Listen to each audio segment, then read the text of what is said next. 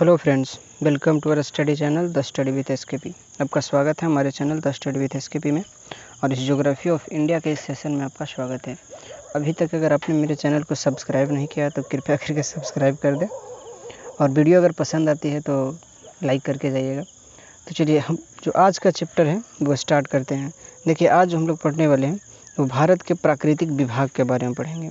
प्राकृतिक विभाग के मतलब कि उससे जो प्राकृतिक चीज़ें हैं उनके बारे में पढ़ेंगे। इसमें सबसे पहला जवाब है, देखिए कहता है क्षेत्रफल की दृष्टि से भारत विश्व का 7वां सबसे बड़ा देश है। यानी कि अगर एरिया में देखा जाए, क्षेत्रफल की दृष्टि से देखा जाए तो भारत जो है वह विश्व में यानी पूरे वर्ल्ड में 7वें स्थान पर आता है। इतना बड़ा एरिया है कि 7वां स्थान है इसका। उसके बाद अगर आगे देखा जाए तो भारत का जो स्थान है, अब चलिए देखिए इसमें कहता है कि ये रूस, कनाडा, चीन, अमेरिका, ब्राज़ील और ऑस्ट्रेलिया, यानी कि पहले नंबर पर अगर देखा जाए तो यह जो आएगा वह रूस आएगा, दूसरे नंबर पर कनाडा आएगा, तीसरे नंबर पर चीन आएगा, चौथे नंबर पर अमेरिका, पाँचवें नंबर पर ब्राज़ील और छठे नंबर पर ऑस्ट्रेलिया। 7वें नंबर पर जो आता है वह हमारा देश भारत है। आप यह चीज़ इन चीज़ों को जानते हैं। उसके बाद जो आता है, अगर विश्व मैप पर हम देखें इसको तो ये रहा हमारा रसिया, ठीक है, रूस हो गया। उसके बाद कनाडा है। कनाडा आप देखिएगा उत्तरी अमेरिका में यूएसए के ऊपर कनाडा होगा। उसके बाद जो आता है चीन आता है। भारत के ठीक ऊपर में चीन है, ठीक है, नेपाल और भूटान से ऊपर में। उसके बाद आता है अमेरिका। यूएसए को जो कहते हैं वो अमेरिका कहते हैं, यूनाइटेड स्टेट ऑफ अमेरिका को। उसके बाद आता है ब्राज़ील। ब्राज़ील जो है वह दक्षिणी अमेरिका का एक देश है, सबसे बड़ा वह ब्राज़ील है। उसके बाद आता है ऑस्ट्रेलिया। ऑस्ट्रेलिया को कॉन्टिनेंट भी कहा जाता है, लेकिन हकीकत में ऑस्ट्रेलिया कॉन्टिनेंट नहीं है, यानी महादेश नहीं है, वह एक देश है। हाँ, आसियानिया ओशनिया जो होता है वह महादेश है। कई छोटे छोटे देश मिलकर के एक ओशनिया महादेश बनाते हैं, ठीक है। अब उसके बाद हम लोग अगर देखें इसको तो देखिए ट्रिक के अगर माध्यम से हम याद करना चाहें तो यह होता है रुक चीन अब आ भारत। यह ट्रिक आप जो देख रहे होंगे, रुक चीन अब आ भारत। रू से होता है रूस, क से होता है कनाडा, चीन से आप समझ रहे हैं कि चीन होता है, आ से होता है अमेरिका, ब से होता है ब्राज़ील और भारत से आप समझ रहे हैं, और ये आ जो है उससे होगा ऑस्ट्रेलिया। यह 7 आप याद कर रहे होंगे, ठीक है। यह हमारा जो हुआ। अब उसके बाद हम अगर आगे देखें तो आगे क्या आता है, तो भारत की भौगोलिक विशेषताएं क्या क्या है, यानी भौगोलिक अगर देखें तो भारत को क्या है। लोग जैसे कहते हैं ना कि भारत में क्या है, अपने बिहार में क्या है, अपने उत्तर प्रदेश में क्या है, अपने मुंबई में क्या है। तो इस तरीक़ा से अगर भारत में देखें भारत में क्या है, तो एक साइंटिफिकली और पूरे मेजर अगर देखें तौल कर हम कि मेन चीज़ों को, तो उसमें जो सबसे पहला चीज़ आता है वो देखिए कहता है कि यहाँ पे कि इसका अक्षांशीय एवं देशांतरीय विस्तार काफ़ी है, बहुत काफ़ी है। अक्षांश और देशांतर, अक्षांश रेखा आप जानते हैं कि लैटिट्यूड और लॉन्गिट्यूड, लॉन्गिट्यूड मतलब देशांतर रेखा। तो इसका जो अगर हम देखें कहता है 6100 किलोमीटर सीमा जल से इसका लगभग निर्धारित करता है, और 15,200 किलोमीटर सीमा लगभग स्थल से निर्धारित होता है। यानी स्थलीय सीमा और जलीय सीमा हम आपको अभी तुरंत बताएंगे कि क्या होता है स्थलीय सीमा और जलीय सीमा। अब यहाँ पे आप देख रहे होंगे कि यह भारत यहाँ से स्टार्ट होता है और यह जो भारत है यहाँ तक जाता है। तो कहाँ से अक्षांशीय स्टार्ट हो रहा होगा, तो लोग ये जो होता है 8 डिग्री 4 मिनट यहाँ से स्टार्ट होता है दक्षिण में, और 37 डिग्री 6 मिनट, ठीक है, 37 डिग्री 6 मिनट पर जाकर ख़त्म हो जाती है। यह लॉन्गिट्यूड और लैटिट्यूड में जो देशांतरीय रेखा होती है उसको हम देखें तो।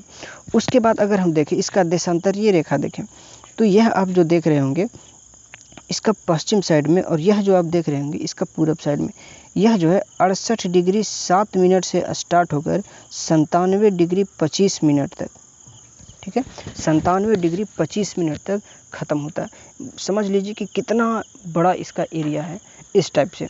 अब उसके बाद अगर हम आगे देखें तो आगे जो ये कहता है कि भारत में नवीनतम मुर्दार पर्वत हिमालय है। भारत में नवीनतम मुर्दार पर्वत कौन है, तो हिमालय है।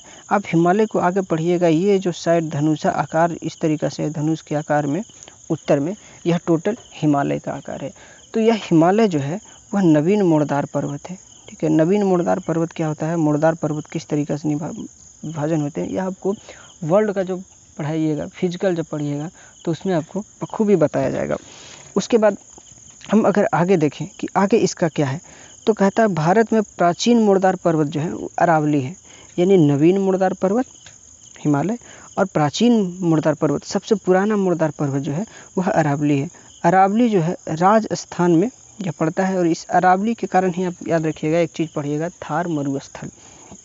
उसके बाद यह जो अरावली जो पर्वत है वह अवशिष्ट पर्वत का उदाहरण है। अवशिष्ट का मतलब बचा खुचा, अब इसका भाग उतना बच नहीं रहा है, ठीक है, ऐसा पर्वत का उदाहरण है।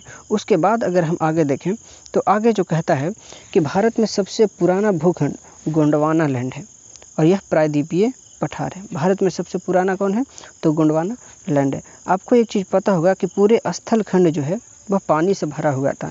इसका जो बीच का जो सागर हुआ जब टूटा यह, तब बीच का जो इस तरीक़े से सागर कहलाया, यह टेथिस सागर कहलाया। इस तरीक़े से टेथिस सागर कहलाया। ऊपर वाला भाग जो है अंगारा लैंड कहलाया और नीचे वाला जो भाग है वो गोंडवाना लैंड कहलाया। तो इस तरीक़ा से आपने पढ़ा होगा, अंगारा लैंड, गोंडवाना लैंड, लारेंसिया, इस तरीक़ा से करके। अब उसके बाद हम देखते हैं आगे कहता है कि भारत में सबसे उपजाऊ भूमि, अगर उपजाऊ भूमि देखा जाए तो सिंधु नदी का, गंगा नदी का और ब्रह्मपुत्र नदी का, यानी इसका जहाँ जहाँ से ये गुजरता है वह जो स्थान है सभी उपजाऊ स्थान है। तो ये कहने का सिंध था कि भारत में सबसे उपजाऊ भूमि किसका है, तो सिंधु, गंगा और ब्रह्मपुत्रा का है। उसके बाद कहता है भारत में जो सबसे ऊंची चोटी है, ठीक है, भारत में सबसे ऊंची चोटी विश्व का है, यह कौन है, तो K2 है, ठीक है। भारत में कौन है सबसे ऊंची चोटी, तो K2 है। और इसको जो है नाम इसका जो है गॉडविन ऑस्टिन के नाम से भी इसको जाना जाता है। यानी विश्व की दूसरी चोटी अगर देखा जाए तो सबसे ऊंचा कौन है, तो K2 है। भारत की अगर ऊंचा चोटी की हम बात करें तो यह है K2 है। उसके बाद अगर हम आगे देखें तो आगे जो कहता है विश्व में तीसरी सर्वोच्च चोटी कंचनजंगा है। विश्व की तीसरी सर्वोच्च चोटी कौन है, तो कंचनजंगा है।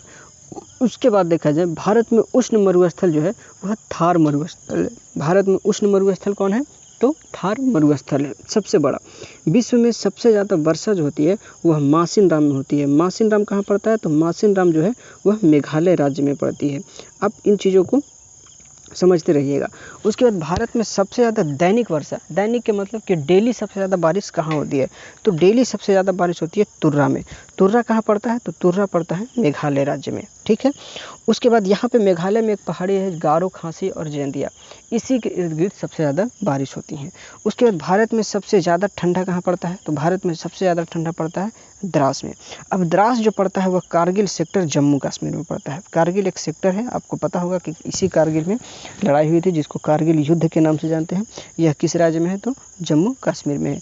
यह जो स्थान है विश्व की दूसरी सबसे ठंडी स्थान है, ठीक है। अब उसके बाद हम लोग आगे बढ़ते हैं। अब द्रास का यहाँ पे फोटो आप देख सकते हैं। उसके बाद अगर हम आगे बढ़ते हैं तो आगे जो कहता है, अब देखिए भारत में विश्व की सबसे गहरी गौर्ज सिंधु गौर्ज है, जिसकी गहराई लगभग 5200 मीटर है।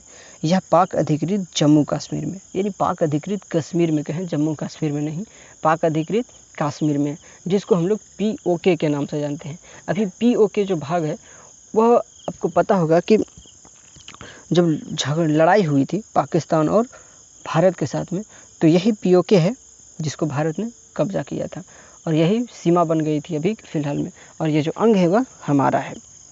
अब उसके बाद हम आगे देखें तो आगे जो कहता है उत्तराखंड में चमोली जो जगह है, ठीक है, उत्तराखंड के चमोली जिला में फूलों की घाटी है। अब फूलों की घाटी की आप फोटो देख सकते हैं, ये कैसा घाटी होगा, जब दो पहाड़ों के बीच में भी आकार की शेप जब बन जाए तो उसको कहते हैं घाटी। और आप देख सकते हैं कि यहाँ पे जो घाटियाँ हैं उसमें सिर्फ फूल ही फूल होते हैं। यह सुंदरता के लिए जाना जाता है, सबसे सुंदर है। चलिए अब उसके बाद अगर हम आगे देखें तो आगे जो कहता है, ठीक है, अब आगे जो है उसको हम लोग देख लेते हैं। भारत में विश्व के समस्त जलवायु पाए जाते हैं। यह किसने कहा था, तो यह कहा था ब्लेनफोर्ड महोदय ने। एक ब्लेनफोर्ड करके ज्योग्राफियर हैं, इन्होंने कहा था कि भारत में विश्व के समस्त जलवायु पाए जाते हैं। जैसे अभी के समय में अगर उत्तर भारत में बरसात आने वाली है, गर्मी है, और आपको अगर अभी ठंड देखनी है तो आप जम्मू कश्मीर चले जाइए, आपको भी ठंड मिल जाएगा। अभी आपको अगर पूरी तरीक़ा से गर्मी देखनी है तो आप दक्षिण भारत में तमिलनाडु चले जाइए, आंध्र प्रदेश चले जाइए, आपको हमेशा वहाँ पे गर्मी मिलेगी। आपको अगर अभी पूरी तरीक़ा से बरसात देखनी है तो आप मेघालय चले जाइए, वहाँ पे दैनिक वर्षा होती है। तो इस टाइप से भारत में सभी प्रकार के जलवायु पाए जाते हैं, ठीक है। जलवायु जो होता है बहुत दिनों के बाद जैसे परिवर्तन होता है, जलवायु 3 महीना 4 महीना पे चेंज होता है, ठीक है। जैसे ठंडा, गर्मी, बरसात, इस तरीक़े से मौसम जो होता है पल भर में चेंज हो जाते हैं। उसके बाद अगला कहता है कि भारत के जो प्राकृतिक विभाग हैं, यानी भारत के जो हम लोग प्राकृतिक विभाग पढ़ रहे थे, इसको 6 प्रकार से बाँट कर पढ़ा जाता है। 6 प्रकार से कौन-कौन बाँटेंगे? तो सबसे पहला जो इसमें पढ़ा जाता है, जिसको कहते हैं उत्तर के पर्वतीय प्रदेश, यानी भारत के उत्तर में जो आप पढ़िएगा हिमालय कितने प्रकार से बँटेगा, उसमें काराकोरम, ट्रांस, ये सब जो बँटेंगे, लघु हिमालय, बृहद हिमालय, मध्य हिमालय, ये सभी के बारे में हम एक में पढ़ेंगे। उसके बाद हम दोबारा जो पढ़ेंगे वो दक्षिण के पठारी प्रदेश पढ़ेंगे, जैसे मालवा का पठार, दक्कन का पठार, ये सब बुंदेलखंड का पठार, ये सभी जो पढ़ेंगे हम दूसरे दक्षिण भारत में पढ़ेंगे। तीसरा में जो पढ़ा जाता है वो मध्यवर्ती मैदान पढ़ा जाता है। मध्यवर्ती भारत में मैदान किसका आएगा?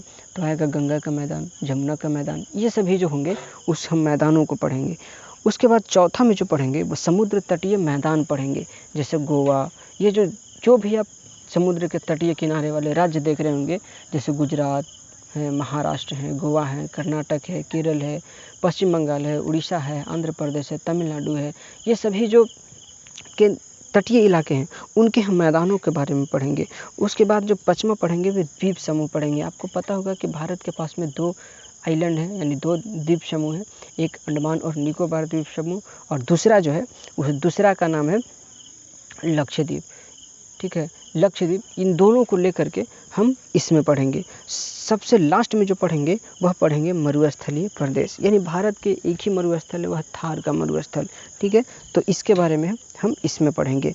अब हम आज इसको जो पढ़ेंगे वह अब अगले वीडियो में हम फिर एकाएक इसको पढ़ते जाएंगे एक एक करके। अब आगे जो हम देखते हैं, अब चलिए इसको देख लेते हैं थोड़ा सा। ये कहता है इससे भयभीत ना हो, यदि आप जीतते हैं तो आप नेतृत्व करते हैं और यदि आप हारते हैं तो आप दूसरों का मार्गदर्शन करते हैं।